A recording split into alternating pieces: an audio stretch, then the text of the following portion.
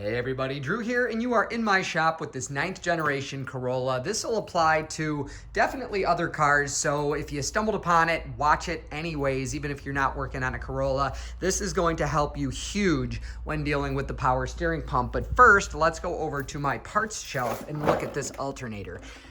If you're familiar with the way that that's set up, basically as the nut and bolt, or excuse me, that is the nut on the end, as the bolt that holds that in tightens, it actually slides this in and creates contact with the ears for it on the engine block. Well, the power steering pump is the same way. It's because it's in the belt drive, and that's how it aligns the pulleys perfectly. So you're gonna come in here with me, and if you don't mind, pray for me that I get a lift someday. I always say the Lord provided this shop, and I'm content with it, but a lift would help. So this right here, there's two of them. I'm already working on one. That's the same thing. And what those are is they are a press fit. They're a hardened steel sleeve pressed fit into the holes on, in this case, it's the timing cover in the front of the engine. And this hole here, you can see there's two of them there. The big long bolts go through from the back, and there's a nut in the front, and as it's tightened, to its torque specification, these, again, they're a press fit, they slide that way in to essentially create pressure and keep this thing lined up exactly where Toyota designed it. Well, when you yank one of these out with a pry bar and go to put a new one in, it's an extremely tight fit. Now you're under there. It's way more pressure than even the strongest human would have to just push in with their hand. So you're in there, just because of leverage and space.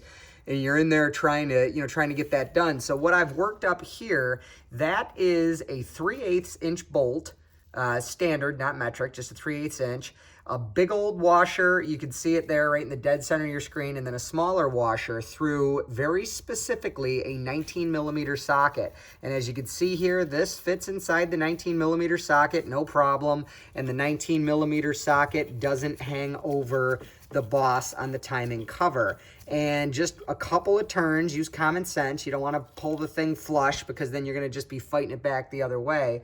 A couple of turns, pulled that bad boy out, a couple millimeters, and now I'm going to do the one that's lower here. I always start with the obviously the one on top's more difficult. I start there as a way, number one, to make sure it's going to work, and number two, to bless myself that if I get through that one, the next one will be much easier. So the point is, everybody in their shop, I got my nuts and bolts over there in the red, white, and gray. Everybody better have a 19mm socket, and I know you got, well, that's a 3/8, of course. I just used my ratcheting wrench here, which is a 14mm, which works just fine on 3/8. Excuse me, it's a 3/8 bolt. It's a 9/16.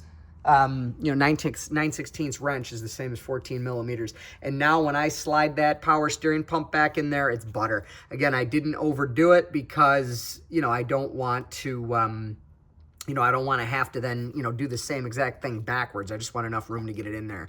So I'm Drew. This is a practical tip to make something, it's unnecessarily miserable to try to get, you see, either from the top or from underneath where I showed you. It's decidedly difficult to force that back in there. You never bring, please don't ever bring out a hammer when it's bad enough to bring out a pry bar, but don't bring out a hammer when you're working on when you're working on a vehicle. And we got the same thing here, that right there, or maybe we don't, yep, right there. So that one, unfortunately, this one's a little different because it's threaded. So you could still do it if you got a big enough socket, and you're gonna need super thick fender washers basically to make up for it. You could do it making a little press like I showed you here, or you take the alternator to your vise and do it with a hammer and a drift gently. But you don't bring the hammer into the engine bay, please, okay?